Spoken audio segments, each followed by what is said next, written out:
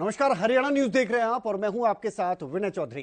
दिन भर आप सैकड़ों खबरें देखते हैं, इनसे रूबरू होते हैं और इन्हीं में से कुछ ऐसी खबरें होती हैं जो दिन भर की सुर्खियां बनती हैं और इन्हीं सुर्खियों वाली खबरों पर विस्तार से बातचीत करेंगे इस खास शो के जरिए जिसका नाम है खबर गरम है।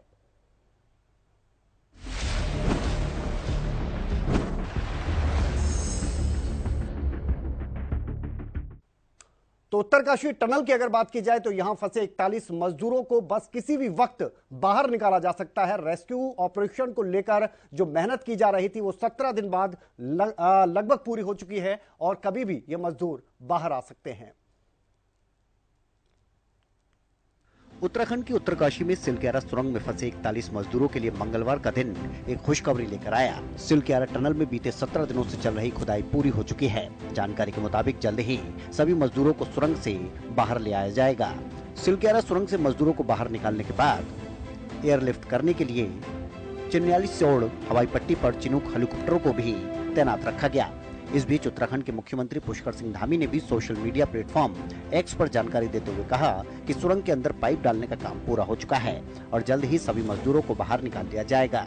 रेस्क्यू ऑपरेशन को लेकर एनडीएमए ने मीडिया को संबोधित किया। वहां पर होल्डिंग फैसिलिटी है, 30 बेड की फैसिलिटी है वहां पर अस्पताल में, डिस्ट्रिक्ट हॉस्पिटल में, जो बिल्कुल तैयार है इस वक्त, और 10 बेड की फैसिलिटी वहां पर साइट पर है जो अभी तैयार है।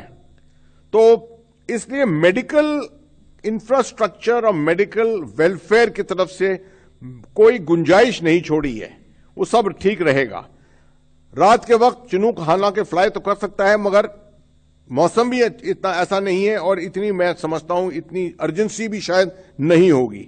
अगर बहुत ज्यादा अर्जेंसी है तो रात के वक्त 1 या 2 कुछ एम्बुलेंस फैसिलिटी है, 30 बेड की फैसिलिटी है वहां पर अस्पताल में, डिस्ट्रिक्ट हॉस्पिटल में, जो बिल्कुल तैयार है इस वक्त, और 10 बेड की फैसिलिटी वहां पर साइट पर है जो अभी तैयार है। तो इसलिए मेडिकल इंफ्रास्ट्रक्चर और मेडिकल वेलफेयर की तरफ से कोई गुंजाइश नहीं छोड़ी है। इस दौरान उन्होंने बताया कि अनुमान है कि हर मजदूर को निकालने में 3 से 5 मिनट का समय लगेगा। उन्होंने बताया कि टनल में फंसे मजदूरों ने कहा है कि वो काम का शोर सुन सकते हैं, की गई है और 10 बेड की सुविधा घटनास्थल पर तैयार है। अगर जरूरत पड़ी तो 1 या 2 एम्बुलेंस से मजदूरों को ऋषिकेश भी भेजा जा सकता है। तो यह हादसा कब हुआ, कैसे हुआ, इसके बारे में आपको बता देते हैं। 12 नवंबर का दिन था, दीपावली का दिन था। रोजाना की तरह मजदूर यहां पर काम कर रहे थे। सुबह 5:30 बजे अचानक भूस्खलन होने लगा और इस दौरान कई मजदूर बाहर तो निकल गए, लेकिन बावजूद इसके कुछ मजदूर यहीं पर फंसे रह गए। अचानक ही निर्माणाधीन जो टनल था उसका 60 मीटर का जो हिस्सा था वो पूरी तरह से धंस गया। 41 से मजदूर इस सुरंग में फंस गए थे और फंसे हुए मजदूरों को तब से निकालने का प्रयास किया जा रहा है। लगातार इन मजदूरों को मोटिवेट किया जा रहा है। इन मजदूरों को तनाव मुक्त रखने के लिए भी प्रशासन की तरफ से कई तरीके अपनाए गए और अब यह पूरा अभियान लगभग खत्म होने की ओर है।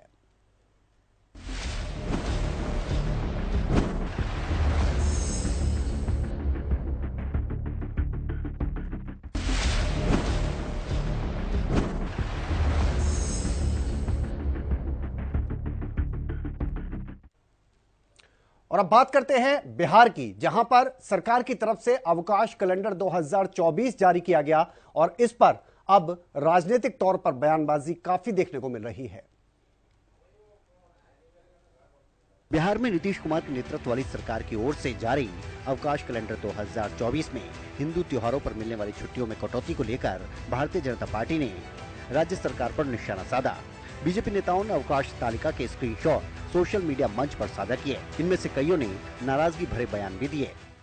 हिंदू विरोधी मानसिकता और हिंदुओं की भावनाओं को आघात करने वाला एक निर्णय लिया है और स्कूलों के अंदर, चाहे वो प्राथमिक हो या हाई स्कूल हो, हिंदुओं के जितने पर्व त्योहार हैं, चाहे वो रामनवमी हो, जन्माष्टमी हो, रक्षाबंधन हो, जितिया हो, उन सारे पर्व त्योहारों की छुट्टियों को रद्द कर दिया गया है। और जो दिवाली, छठ, दुर्गा पूजा की छुट्टियां थी उसमें भी भारी कटौती की गई है। और इतना ही नहीं, तो जो मुसलमानों के जो पर्व थे उनकी छुट्टियों को बढ़ा दिया गया है। हिंदुओं के सबसे बड़े भगवान राम और कृष्ण हैं, अब रामनवमी और जन्माष्टमी की छुट्टी को भी आपने रद्द कर दिया, रक्षाबंधन को भी रद्द कर दिया। बिहार के अंदर लाखों महिलाएं अनंत चतुर्दशी या फिर जितिया का व्रत करती हैं। यानी चुन चुनकर हिंदुओं के जितने पर्व थे उन सभी पर्वों को की छुट्टियों को रद्द कर दिया गया और मुसलमानों के पर्व की जो छुट्टियां थी उनको बढ़ा दिया गया। नीतीश जी, इसको हम कदापि स्वीकार नहीं करेंगे। फिर नीतीश सरकार ने तीसरी बार तुगलकी फरमान जारी की है और मैं कहना चाहता हूं कि जिस तरह से हिंदुओं के छुट्टियों को शिवरात्रि जैसे महापर्व, जन्माष्टमी जैसा महापर्व, इन छुट्टियों को काट दिया गया है और ईद बकरीद की छुट्टी जो मुसलमानों में बढ़ा दी गई है। ये साफ जाहिर होता है कि नीतीश सरकार बिहार में इस्लामिक धर्म के आधार पर काम कर रही है। नीतीश कुमार पर निशाना साधते हुए बीजेपी नेता सुशील मोदी ने कहा कि हिंदुओं को रामनवमी और जन्माष्टमी के अलावा रक्षाबंधन, महाशिवरात्रि और अनंत चतुर्दशी की छुट्टियों से भी वंचित कर दिया गया। मुख्यमंत्री नीतीश कुमार और उनके सहयोगी सोचते हैं कि वो हिंदुओं को जाति के आधार पर विभाजित कर सकते हैं और मुस्लिम तुष्टीकरण करके बच सकते हैं। दरअसल बिहार के सरकारी स्कूलों में साल 2024 में किस किस दिन छुट्टियां रहेंगी, सूबे के शिक्षा विभाग ने इसे लेकर कैलेंडर जारी किया है। पहली से लेकर 12वीं कक्षा तक के आपको बता दें जो कैलेंडर जारी किया गया है, इसमें कई ऐसे त्योहार हैं जिनकी छुट्टियों में कटौती कर दी गई है। उनमें बात करें महाशिवरात्रि की, जन्माष्टमी की, रक्षाबंधन की, तीज की और जिउतिया जैसे त्योहारों पर आपको बता दें कोई छुट्टी नहीं रखी गई है। 2023 के कैलेंडर को देखा जाए तो इन तमाम दिनों पर छुट्टियां थी।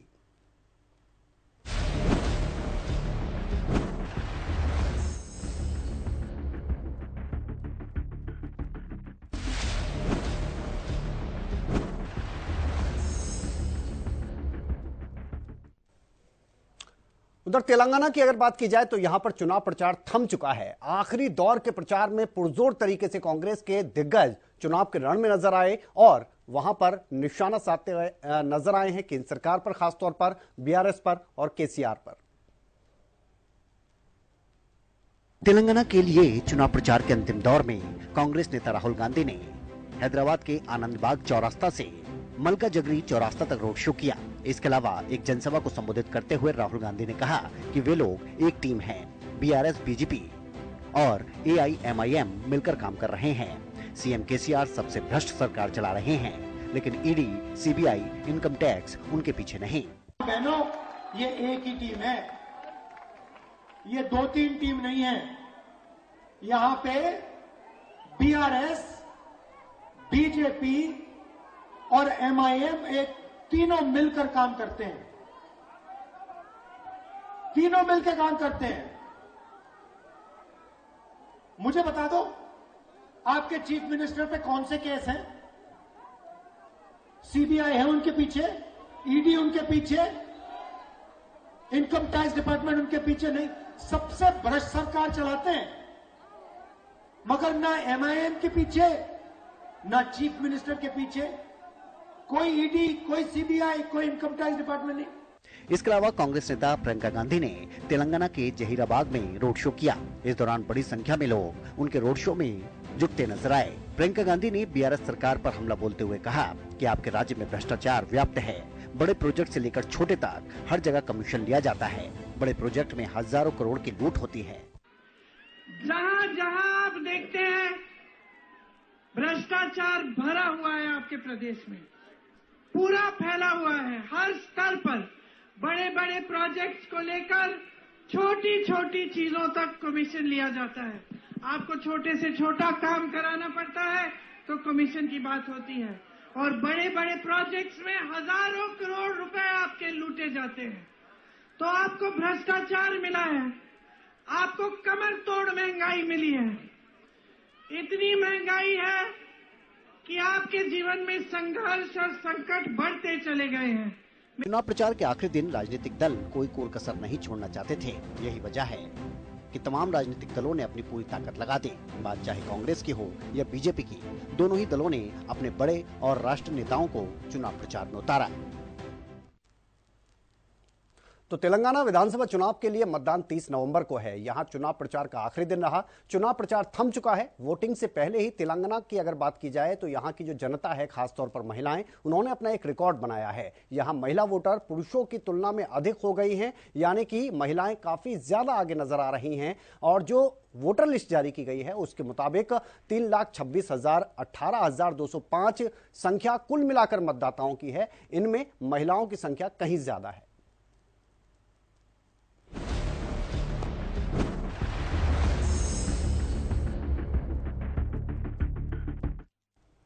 और अब बात करते हैं किसानों के धरने की। तो जो अपनी मांगों को लेकर यह धरना चल रहा था, 3 दिन से सांकेतिक तौर पर था, यह खत्म हो चुका है। किसान नेताओं की तरफ से यह कहा गया है कि 11 तारीख का समय वो सरकार को देते हैं। राज्यपाल से मुलाकात हुई है, उनको आश्वासन मिला है कि जरूर कोई ना कोई रास्ता निकाला जाएगा।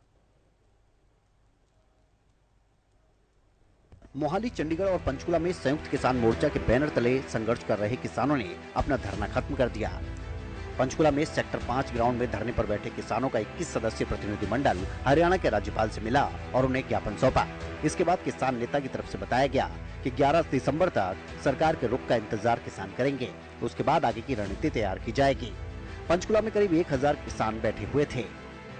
किसान नेता ने बताया कि राज्यपाल ने बहुत अच्छा समय दिया, सभी मुद्दों पर बड़ी बड़ी बातचीत हुई। इसके बाद 3 दिन से पंचकुला में चल रहा किसानों का यह धरना खत्म हुआ है। माननीय गवर्नर साहब को मिले, उनको मजदूरों की तरफ से, किसानों की तरफ से ज्ञापन सौंपा गया और गवर्नर साहब ने बहुत अच्छा समय देकर एक एक पॉइंट पर चर्चा की और उन्होंने उसको पूरा करवाने का खुले मन से आश्वासन दिया, आश्वस्त किया पूरे हमारे प्रतिनिधि मंडल को। और उन्होंने कहा सरकार के पास भेज करके आपकी डिमांडों को उनको मनवाया जाएगा। 11 दिसंबर को हिसार के अंदर बैठक होगी और उस तक हम सरकार का इंतजार भी करेंगे कि सरकार उसमें क्या किया, बात की नहीं की, फिर आगामी हमारा सारे नेता साहिबान उसमें आगामी रणनीति का फैसला। ये 3 दिन का जो हमारा ये आंदोलन है, ये तैयारी है दिल्ली के बड़े आंदोलन की और ये चेतावनी है सरकार को, केंद्र सरकार को भी और राज्य सरकार को भी। या तो ये तीन दिन के आंदोलन से हमारी मांगों को मान ले, वरना कल ना बीजेपी या उसके जो समर्थन करने वाले संगठन है ये आरोप मत लगाना कि ये राजनीति करने वाले लोग हैं। हमने लोकसभा से पहले हमारी मांगे मनवानी है और अगर सरकार चाहती है कि हमने राजनीतिक कोई फायदा नुकसान उठाना है तो उससे पहले, आंदोलन से पहले हमारी बात मान ले। ये बात हम बताने के लिए यहाँ हरियाणा के साथी आए। किसान नेताओं का कहना है कि 11 दिसंबर को हिसार में बैठक की जाएगी और अगली रणनीति तैयार की जाएगी। साथ ही किसानों ने सरकार को चुनौती दी है और उनकी मांगे पूरी करने की बात कही है। मांगे पूरी ना होने पर एक बार फिर बड़ा आंदोलन शुरू किया जाएगा, ये बात किसान नेताओं की तरफ से कही गई। पिछले करीब 2 साल के दौरान किसान संगठन 15 ज्ञापन केंद्र सरकार को दे चुके हैं, लेकिन उनकी बात सुनी नहीं गई। किसानों का कहना है कि अब भी बात नहीं सुनी गई तो बड़ा आंदोलन शुरू कर दिया जाएगा।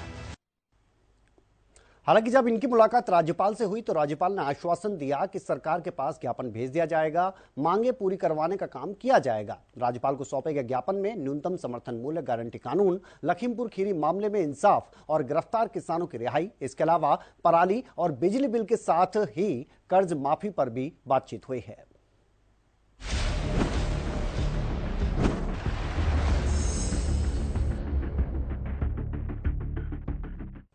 तो किसानों का धरना भले ही खत्म हो गया हो, लेकिन हरियाणा में खास तौर पर इस पर बयानबाजी तेज हो गई है। कांग्रेस के नेताओं ने केंद्र सरकार और हरियाणा सरकार को घेरने का काम किया। पलवल में संयुक्त किसान मोर्चा और केंद्रीय ट्रेड यूनियन के आह्वान पर चल रहे किसानों और कर्मचारियों के धरने के आखिरी दिन हरियाणा कांग्रेस प्रदेश अध्यक्ष उदय भान उन्हें समर्थन देने के लिए पहुंचे, जहां उन्होंने हरियाणा और केंद्र सरकार पर जमकर निशाना साधा। उदय भान ने कहा कि सरकार किसान और कर्मचारी विरोधी है। वहीं पीएम मोदी पर राहुल गांधी की तरफ से किए गए टिप्पणी को लेकर उन्होंने कहा कि जब राफेल घोटाले को लेकर राहुल गांधी ने कहा था कि चौकीदार ही चोर है, तो सभी बीजेपी के बड़े नेताओं ने अपने आप को चौकीदार बताया था, लेकिन आज कोई भी अपने आप को पनौती नहीं बता रहा। उन्होंने कहा कि मैच से लाखों की संख्या में लोगों ने ट्विटर पर इस शब्द का इस्तेमाल किया था। ये नेशनल लेवल का इशू है और सभी जो किसान यूनियन के नेताओं ने जो एक बहुत लंबा संघर्ष किया था 13 महीने तक, 712 किसानों ने अपने प्राणों का बलिदान भी इस आंदोलन के तहत हुआ था और जिस तरह से उनको झांसे में रख करके जो आंदोलन स्थगित कराया था या समाप्त करवाया था, उसमें किसी भी बात पर ये सरकार खरी नहीं उतरी। उसकी वजह से बड़ा किसानों में भारी उत्साह और जोश और सरकार के प्रति रोष है, और उसके इनको प्रदर्शित करने के लिए, चेताने के लिए 3 दिन का ये इन्होंने सांकेतिक धरना किया है। और अगर ये नहीं मानेंगे तो किसान यूनियन के नेता अगला भी कदम उठाएंगे। वहीं यमुनानगर पहुंची कांग्रेस नेता किसानों के मुद्दे पर सरकार को घेरते हुए कहा कि पहले ही किसान 1 साल तक दिल्ली के बॉर्डर पर अपनी मांग को लेकर बैठे रहे, तब भी सरकार ने इस ओर कोई ध्यान नहीं दिया। सरकार की ना तो नीति है और ना ही नियत। सड़कों पर आने को ऐसे इस कदर मजबूर किया गया है किसान को कि आपने देखा 1 साल किसान बैठा रहा धरने पर, बारिश में, गर्मी में, सर्दी में। सरकार ने सुध नहीं दी, केंद्र सरकार ने फिर झूठे वायदे करके उनको उठाया। क्या कारण है? आज तक आपने एमएसपी का कुछ नहीं किया। इनको जो वायदे किए वो कुछ नहीं किए। हर बार हर सीजन में किसान को सड़क पर आना पड़ता है। इस सरकार की ना कोई नीति है, ना इनकी कोई सहानुभूति है, ना कोई संवेदनशीलता है, ना किसान के प्रति, ना गरीब के प्रति, ना किसी वर्ग के प्रति। कांग्रेस नेताओं का कहना है कि जिन राज्यों में वोटिंग हो चुकी है, 3 तारीख को रिजल्ट आ रहा है, सभी राज्य में कांग्रेस की सरकार बनेगी और रिजल्ट वाले दिन बीजेपी की पोल खुल जाएगी। तो कांग्रेस किसानों के मसले को लेकर शुरुआत से ही सरकार पर हावी रही है। किसान नेताओं की अगर बात की जाए तो वो अलग से अपना संघर्ष कर रहे हैं। तो कांग्रेस नेताओं की तरफ से ये कहा जा रहा है कि किसान आंदोलन के दौरान जो झूठे वादे करके आंदोलन खत्म करवाया गया था, अब एक बार फिर से लोगों ने आंदोलन करने का मन बनाया है। कांग्रेस पार्टी ने पहले ही इसका समर्थन किया था और आगे भी करती रहेगी।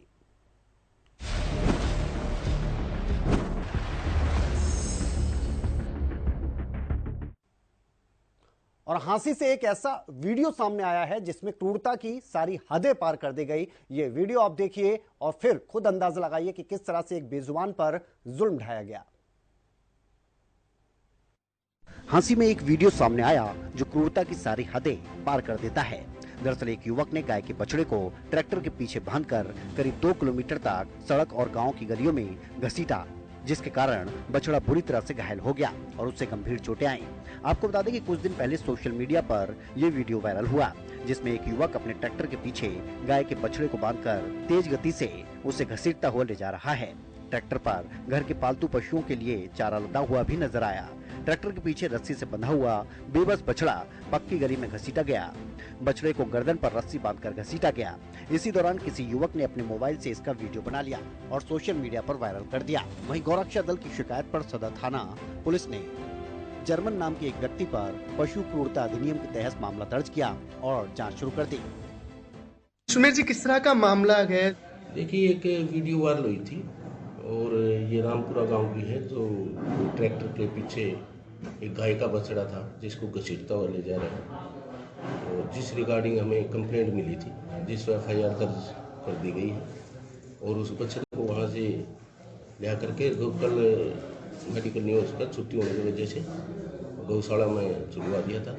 आज उसका मेडिकल करवा दिया। ये क्रूरता अधिनियम के तहत मामला दर्ज किया गया है और ये ढाना गांव का है। जर्मन सन ऑफ चिरंजीव के खिलाफ ये मामला दर्ज हुआ है। किसकी शिकायत पे पूरा मामला जो है वो दर्ज हुआ? ये गौरक्षा के सदस्य हैं अनिल आर्य जी, उन्होंने कंप्लेंट दी थी, उनकी शिकायत पे मामला दर्ज हुआ है। सर, क्या बताया जा रहा है कि यह बछड़ा खेत में चारा चरने के लिए चला गया था और इसी से नाराज इस व्यक्ति ने ऐसा किया। वीडियो में आवाज सुनने पर पता चलता है कि ट्रैक्टर चालक का नाम जर्मन है, जो कि ठाना गांव का रहने वाला है। तो ऐसा पहली बार नहीं है कि इस तरह का वीडियो सामने आया हो। इससे पहले जानवरों पर अटैक की ना जाने कितनी खबरें सामने आ चुकी हैं। बेजुबानों पर होने वाले ये हमले रुक नहीं रहे हैं। जरूरत है तो पशु क्रूरता अधिनियम में बदलाव के साथ इसमें सख्त सजा के प्रावधान की, जिससे कि इस तरह से बेजुबानों पर हो रहे हमले की घटनाओं को रोका जा सके।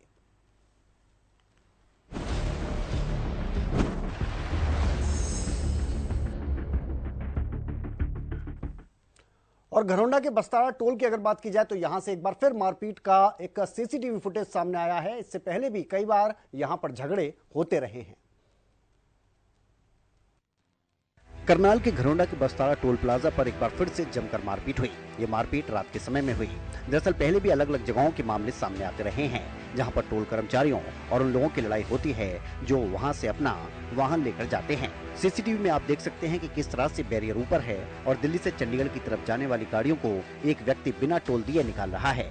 4 गाड़ियां निकल जाती हैं। उसके बाद वहाँ पर टोल कर्मचारी आते हैं और वो उस व्यक्ति को रोकते हैं। इसी दौरान बहस शुरू हो जाती है। बहस के दौरान ही ये व्यक्ति फिर से गाड़ी निकालने का प्रयास करता है और इसके बाद ये बहस झगड़े में तब्दील हो जाती है। लाठी डंडे निकल आते हैं और जमकर बवाल मचता है। इस घटना में दोनों पक्षों के कई लोग घायल हुए। सीसीटीवी कैमरे की फुटेज अभी देखी है। वो कैमरे में एक सरदार है, लेकिन वो गाड़ियों को जाने दे रहे हैं, इशारे कर रहे हैं गाड़ियों को जाने के लिए। लेकिन इसकी जो कंप्लेंट टोल वालों ने हमारे पास कंप्लेंट दी है, इसमें भी 3 टोल के कर्मचारी 3-4 इंजर्ड हैं। और जो कंप्लेंट के आधार पर जो कंप्लेंट की अभी तस्दीक करके गुप्ती निकाली गई है। गुप्ती बता रहे हैं। गुप्ती नहीं, वो करपान थी, शार्प चोट है, करपान है, लेकिन हल्की है, कोई ऐसी नहीं है जो खतरे से। तो मौके से ये अरेस्ट 2 इन्होंने पकड़ लिए थे ना, उनका भी चोट लगी हुई थी, उनको भी एडमिट करवा दिया था। पुलिस की गाड़ियां भी मौके पर पहुंची। मधुबन थाने में टोल प्लाजा के सिक्योरिटी इंचार्ज की तरफ से इस मामले में शिकायत दी गई। अब देखना है कि इस मामले में आगे क्या कुछ निकलकर सामने आता है और किसकी गलती। तो टोल पर झगड़े होना लगता है जैसे अब आम बात हो गई है। कुछ दिन पहले सोनीपत का सीसीटीवी फुटेज भी हमने आपको दिखाया था कि कैसे 2 भाइयों को टोल कर्मियों ने बुरी तरह से पीटा था और अब ये तस्वीरें सामने आई हैं जो ये बताने के लिए काफी है कि चंद रुपयों के लिए कभी वाहन चालक तो कभी टोल कर्मी अपने गलत व्यवहार की वजह से इस तरह से आपस में भिड़ जाते हैं और इसकी वजह से कई लोग घायल हो जाते हैं, फिर पुलिस केस उनको झेलने पड़ते हैं।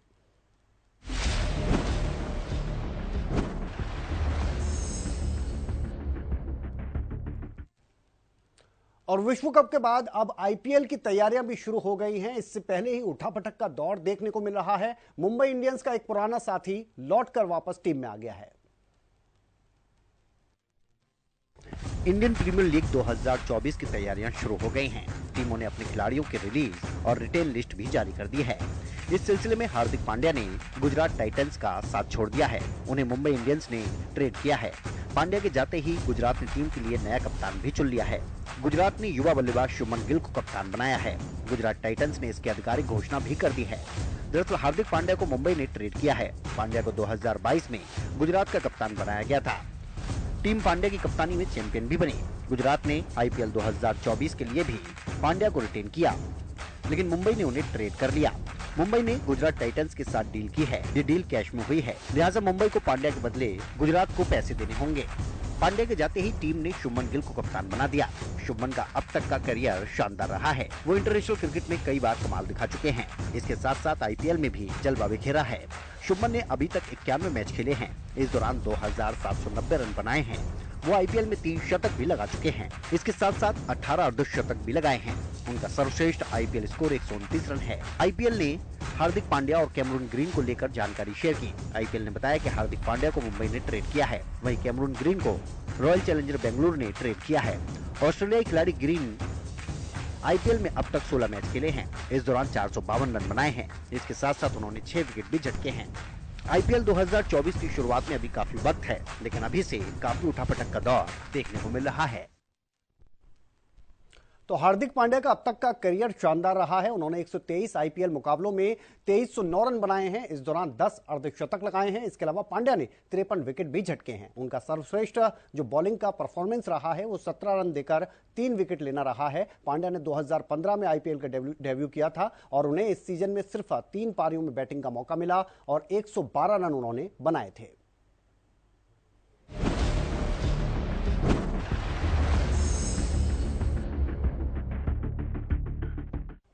तो ये वो तमाम खबरें रहीं जो दिन भर सुर्खियों के तौर पर आपने देखी होंगी। इन पर हमने विस्तार से बातचीत की। फिलहाल इस खास शो में इतना ही। आप बने रहिए हरियाणा न्यूज के साथ। नमस्कार।